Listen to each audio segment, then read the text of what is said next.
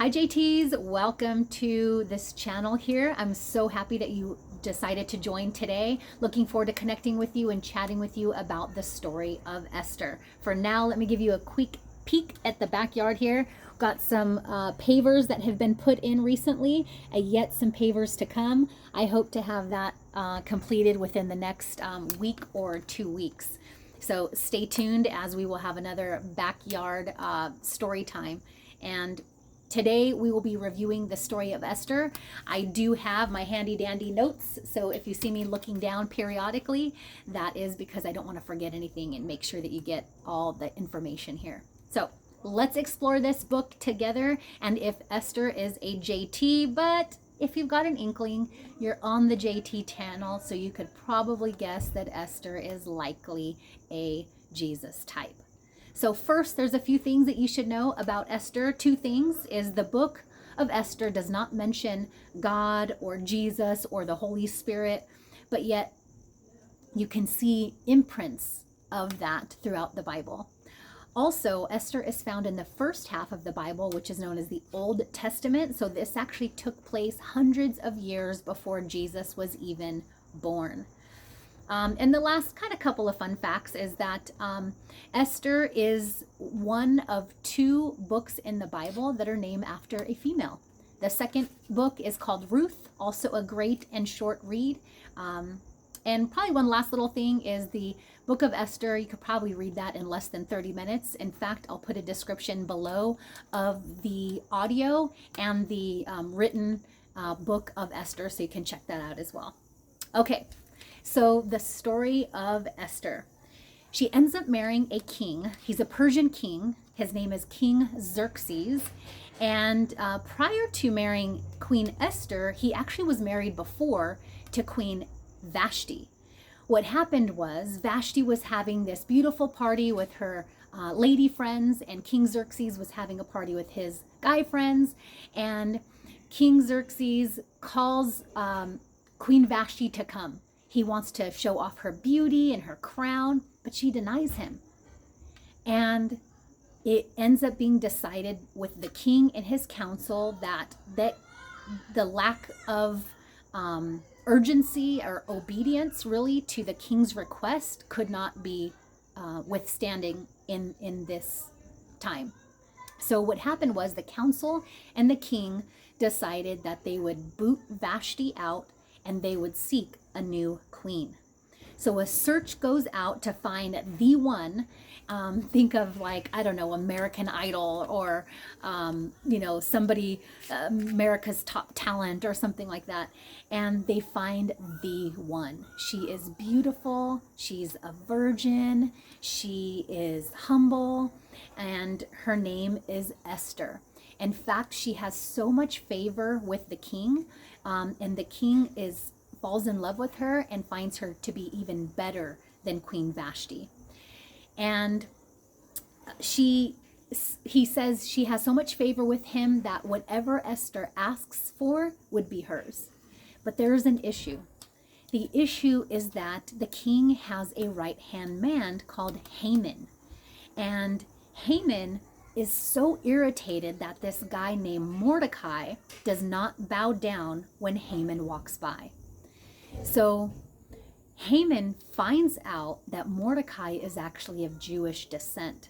So what Haman does in his very slick way is he goes up to the king, and he doesn't just ask for Mordecai to be put to death or hanged or anything like that.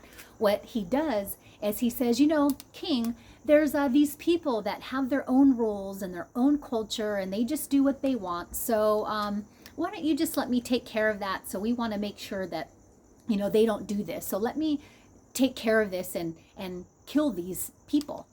And so there's a decree that's put out from the king, but it's really initiated by Haman. And so Esther finds out about this, and Haman does not know that Esther is actually Jewish. Esther finds out. She is so sad. She is so distraught.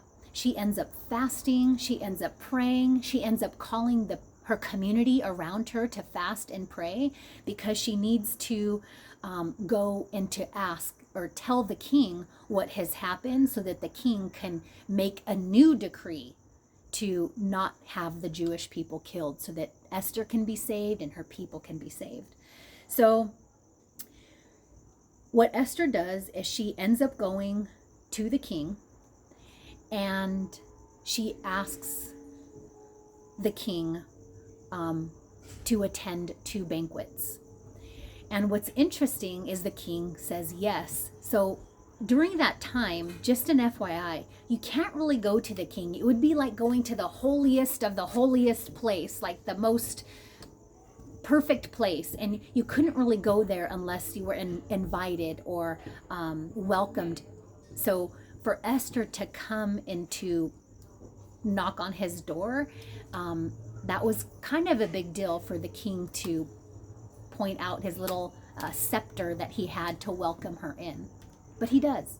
He welcomes her in, and he says, "What do you want?" And she says, "Come to a banquet." So she invites the king and Haman to go to this banquet.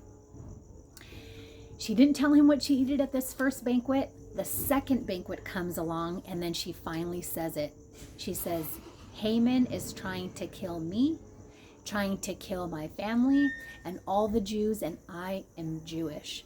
The king is so upset that he orders Haman to be killed. In fact, he orders Haman to be killed on the very tool that Haman created to kill Mordecai on. So Haman already had a plan to kill Mordecai. It was on a gallows.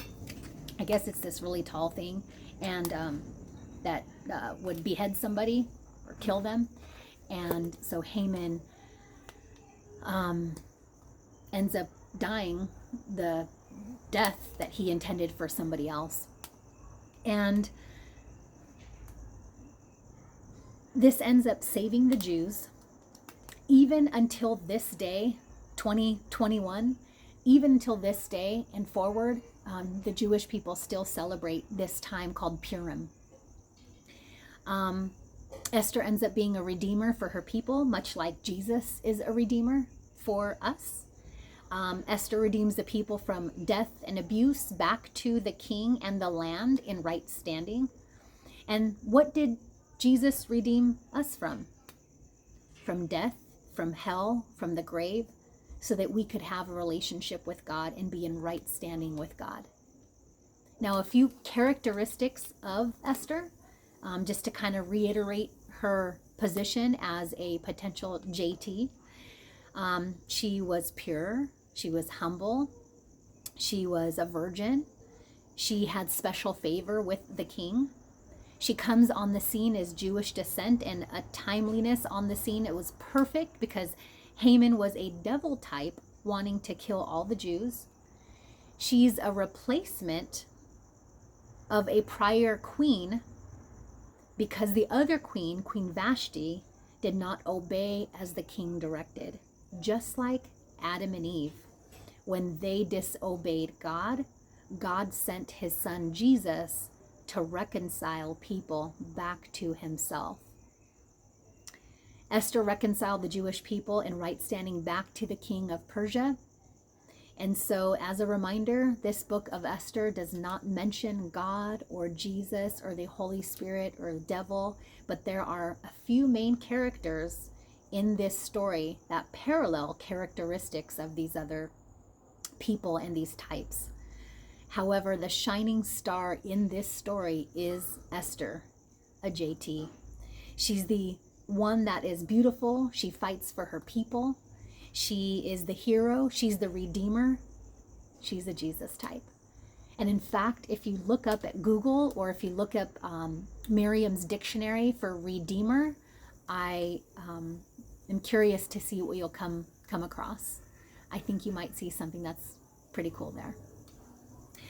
And I'd like to encourage you in all things to see Jesus, to know Jesus, and to be a Jesus type. Until next time, see you then.